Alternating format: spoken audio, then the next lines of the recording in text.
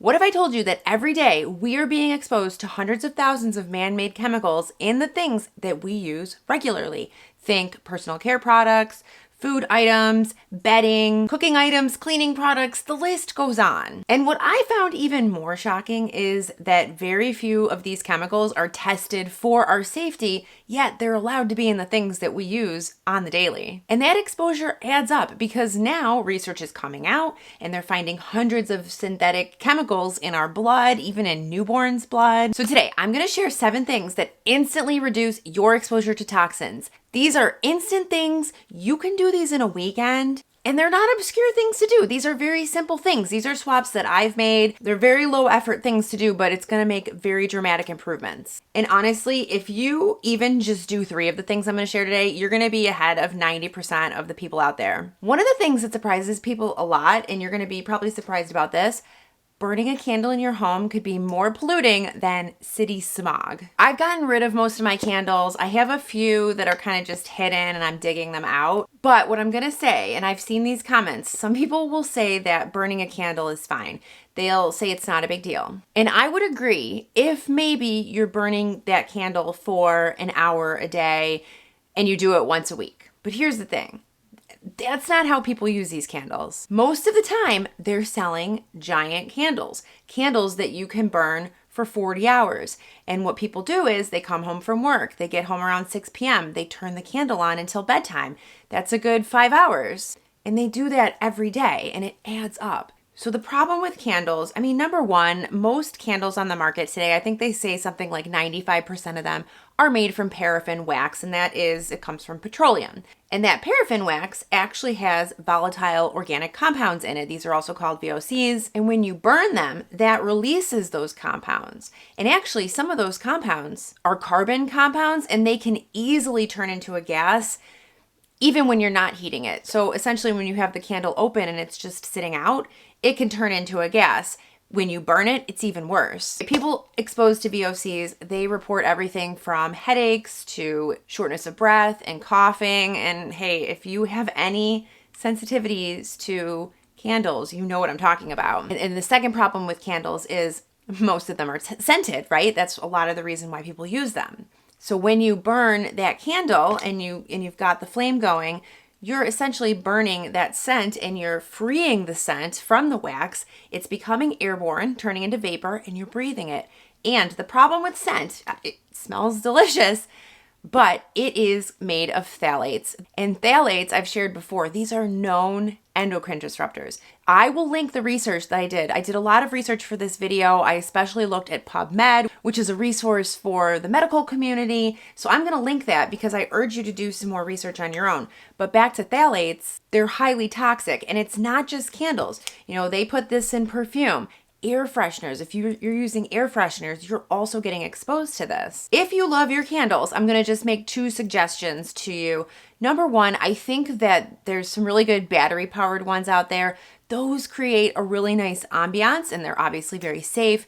The other option, you could go for something with a more natural wax. If you can find something with, say, 100% soy wax, make sure it says 100% because sometimes they mix a little bit of soy with the paraffin and then they call it a soy candle. So you do want to check that it's 100% soy. And if it's scented, you just want to make sure it's not scented with synthetic or man-made chemicals.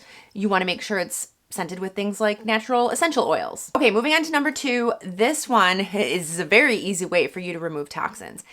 All you need to do, and you must do this, get rid of your plastic cutting board. You may think that this is more hygienic. You may think it's easier. But the plastic cutting boards are 100% releasing microplastics into your food every time you use them. I'm telling you, go ahead and take that. If you've got one, take it out of your cabinet. If you can see little cuts and nicks in it, you're eating plastic because where did that stuff go? It went into your food. And I'm gonna talk a bit about why microplastics are so dangerous, and I'm gonna link some research on that as well. But the industry will market these cutting boards as safe. They'll say that it's cleaner and more hygienic and you can stick it in the dishwasher. If I can find a video, I'm going to show a demonstration of all those plastics going into your food. But the other thing is they're also leaching chemicals into your food. And if you're especially cutting highly acidic things or hot food on your cutting board, all of the chemicals in that plastic is going right into the food. Okay, number 3, and this one is one that you're probably using upwards of 14 times per day. And these are personal care products. And I'm talking everything from makeup, skincare, shampoo, deodorant. What I'm going to say with this one, the thing that you want to avoid is, again, fragrance. I was actually counting how many personal care products I was using every day. I just did that today and I got to 23 items. And before you think to yourself, that's a ton, I would never do that. Let me tell you, it was not difficult.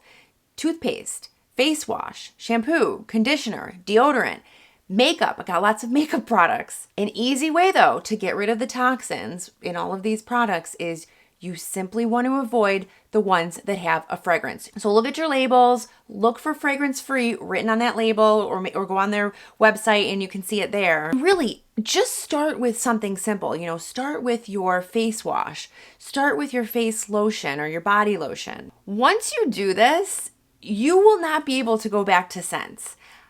Now I use everything unscented, and whenever I borrow somebody's stuff or I use like their face wash or something, I just instantly feel sick. I can't stand the smell anymore. I also use deodorant that is scented with natural fragrances. So I won't get a deodorant. I don't use unscented deodorant, but then any deodorant I do use, it generally has something like an essential oil.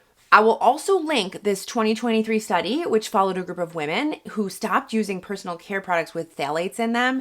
And in just 28 days, the breast cancer gene expression was shut off. I'm telling you, I saw that study, I heard about it, then I read it. I was instantly compelled to get rid of these fragrances. I can link some personal care products that I use and love. I kind of do rotate between them though. I once had a very wise esthetician tell me, I used to get facials when I was in my 20s, and she told me this a long time ago. She said, never use a product for years.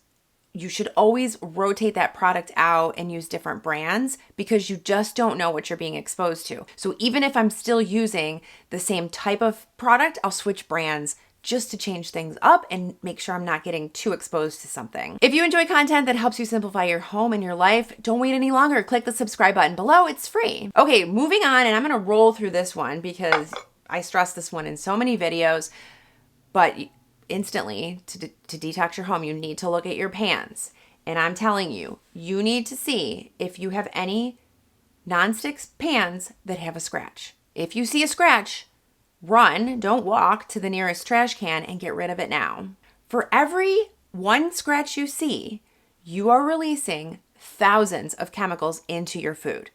And what's even more surprising, not just in your food, also into the air. One tiny scratch is releasing all of these forever chemicals, also known as PFAS. I'll put this up on the screen so that you know what it is. But these forever chemicals, they're linked to health issues like liver damage, kidney damage, certain cancers, hormonal disruption.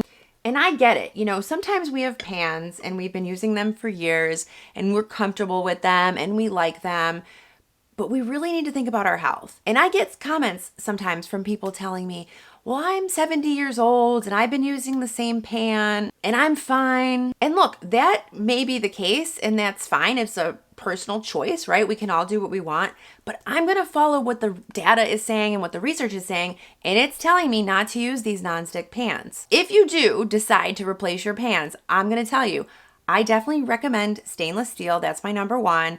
That doesn't scratch. That lasts forever. It's not nonstick, but it's a great option. Also, cast iron is a good option. If you do want to get the nonstick pans, I would recommend the ceramic ones, but make sure you look for labeling that says 100% ceramic. You don't want just a random ceramic pan because those are often coated with a mystery coating. And I'm just going to tell you, I've shared this before, I kind of won't go into it, but this is one of those fancy, healthy pans. My husband got it as a gift from work, and I don't know what it's coated with. It's a ceramic pan and it's got a healthy, Teflon-free coating. But when I reached out to them to ask what the coating was made of, they told me they couldn't share it because it was a proprietary blend. Well, I'm not interested in that. I don't want to take a risk. I don't know what your proprietary blend is. So that just annoys me, so I don't use those kinds of pans. I just go for the good old-fashioned pans. My kind of philosophy here is knowledge is power, and so when we have all of the knowledge, we can kind of make the choices that we feel are best for us and for our family. Number 4 swap that you can do is to just get rid of any old plastic food storage containers that you may have. The key here is if it is scratched, stained, or compromised in any way, it is leaching into your food. And it's not just leaching the microplastics into your food, it's also leaching chemicals. Because how they make plastic is they will take that plastic and they will always add chemical additives to it to give the plastic different properties, whether that's maybe a color or a rigidity, whatever the property that they want. And so they add these chemicals, and those chemicals, they're not bonded so strongly onto the plastic, and they eventually come out. I've personally replaced all of my plastic food storage with glass. Now, this does have a plastic lid. The reason why it's plastic, I think, is because it's going to make it spill proof. But anyway, I love these. I can link them. This one's the glass lock. There's a lot of companies that make them. These are a bit heavier, but you know what? They're very sturdy, and I've dropped this like 10 times. Perfectly fine. You can put it in the microwave, the dishwasher, you can freeze it. So I highly recommend these. At least you know they're safe. This next one, this is maybe a little bit of a bigger swap that you can do, but I think it may be one of the most important ones on this list, and it's about your water. Our bodies are 50 to 60% water, and actually kids and infants have even higher water concentrations in their body. So I really feel that filtering your water and making sure you have good quality water is key here for reducing toxins. If you can, I would advise you to get a water filter. What kind you get is up to you. I do have the Berkey. Any activated carbon-based filter is great.